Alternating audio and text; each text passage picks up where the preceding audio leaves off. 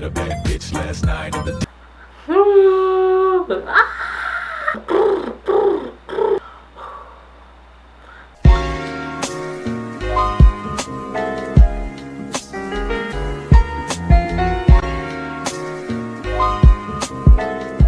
Hello everyone, welcome back to my channel. I'm Clarice and today I attempted to make vegan kimchi. So I ended up using Seonkyoung longest vegan kimchi recipe with a few minor tweaks. So let's get started. I didn't follow the recipe to a T. First because I didn't have the right ingredients, and second, I don't know. First, I washed my cabbage. I gave it a rinse just to get some of the soil out. Second, I then cut my cabbage into bite-sized chunks. I just did this so it's easier to eat later. Next, in a large container, I used a baking tray. I would first put a layer of cabbage and then sprinkle salt through each layer until I had no more cabbage left. In Seonkyoung Longest video, she uses Korean kosher salt, Korean sea salt. It has a coarser grain, but when I went to the market, I had seen it was Korean sea salt, but I accidentally got the fine grain one. So if you go to the supermarket, go get the coarser grain salt. Okay, next, this is the longest part. You know, at first I thought Korean kimchi was a really hard process, but actually it's super easy. It just takes a long time because in the 3 hours that you're gonna let this cabbage soak, although you're trying to get all the water out of the cabbage. So, and then that's like the hardest part, the waiting. In her video, she tests the cabbage after the 3 hours are done. You know your cabbage will be done if you can bend it without it snapping. And that's the level I got my cabbage. Next, we're gonna make the sauce while the cabbage is trying to release all of its water. So what I did is I first made the sweet rice flour porridge. And what I did is I took kombu in a pan and brought it to a boil and let it simmer for 10 minutes. She added dried mushrooms to her porridge. I didn't have that. I just used what I had at hand. And yeah, I didn't feel like going to the store to go buy that. So yeah, make do with what you have. After my kombu was simmering for 10 minutes, I took it out and I saved it for another recipe. And then I added my rice flour and then whisked it until it was thickened. This took so long. I think it's because I thought I was going to use some extra kombu stock for another recipe, but ended up not, and I had too much water in the porridge. So follow the instructions. Don't do what I did because it took me around 40 minutes to get it whisked. I put the porridge in another bowl and I let it cool in the fridge. Next, I prepared all my vegetables. She recommends daikon and green onion. I had a bunch of vegetables from the farmer's market. Most of the vegetables that I used were from the farmer's market, the napa cabbage, and I used daikon, green onion, garlic scapes, candy onion, and a handful of chives. I cut them into my desired length, and I added it into a bowl, and that's going to be set aside until I make my sauce. Next, we need to prepare the sauce. What you're going to add to a blender is 6 to 7 garlic cloves, 1 fuji apple. She uses a persimmon. I don't have any persimmons. So next, I put a tablespoon of salt and around 2 inches of ginger.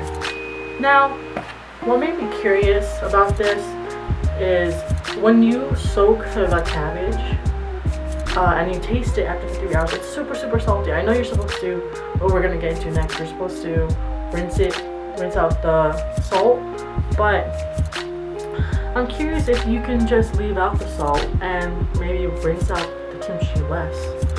So maybe next time I will try doing that. Where was I? What did it? Next, okay, so yeah, sorry, I got off topic.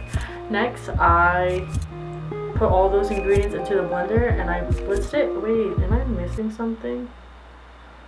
Oh yeah, I am missing something. After I blitzed those ingredients, I put it into a bowl and I mixed it with my Korean chili flake. You're supposed to use something called gochugaru, and I thought I had grabbed that too. And it said gochugaru on the package, but it actually was the fine powder, not the flake. So again, read and actually pay attention when you're buying your ingredients. Don't do what I did. I hand mixed it and I set that aside to marinate till the cabbage was ready to be rinsed. Once the 3 hours are ready, or until the cabbage is tender, I took my cabbage, brought it to the sink, and I rinsed it about 8 times. Seonkyoung says you can rinse it up to 3 to 8 times. I would really recommend tasting it as you go. Of course, the first time before you rinse it, it's still gonna be salty, but by the time it's 8 rinses, you can definitely taste the difference in salt. She tells us to drain your cabbage for an hour. Now, I don't have time for that, so I took a strainer and I pressed down onto the cabbage to get all of the water out. I would take handfuls and squeeze it out, press it down, just keep pressing it until most of the water content is gone. After that, I mixed my cabbage and my sauce with the vegetables all together and I jarred it for it to ferment. Whew, that was a lot. I did not breathe when I was saying that. Oh hi. Originally I jarred 3 separate kimchi containers. It gave me about 3 mason jars full of kimchi. The first kimchi jar I decided to ferment for only 1 day and see what would happen. And then I repeated that second day, see what would happen. And then the last jar I fermented for around 5 days. I'm trying it.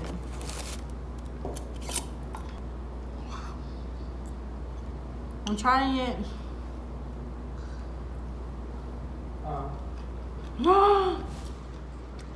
Is it good? It looks good.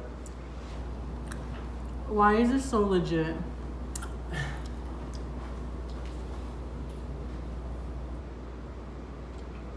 my god. What the heck?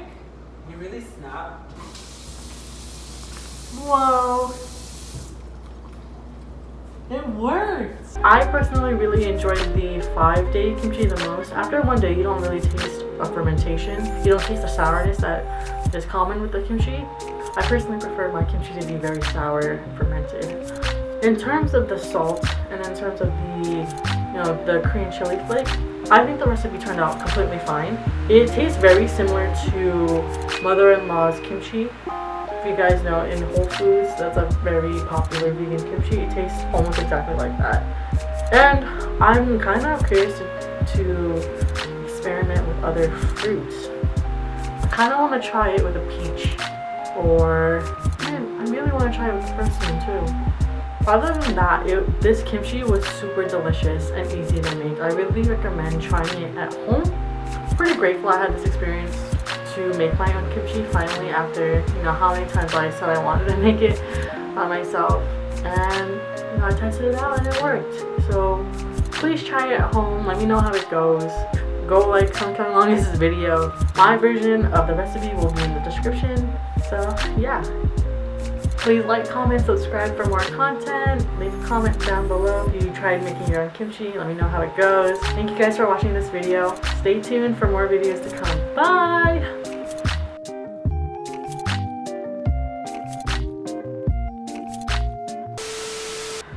Oh wait, yeah.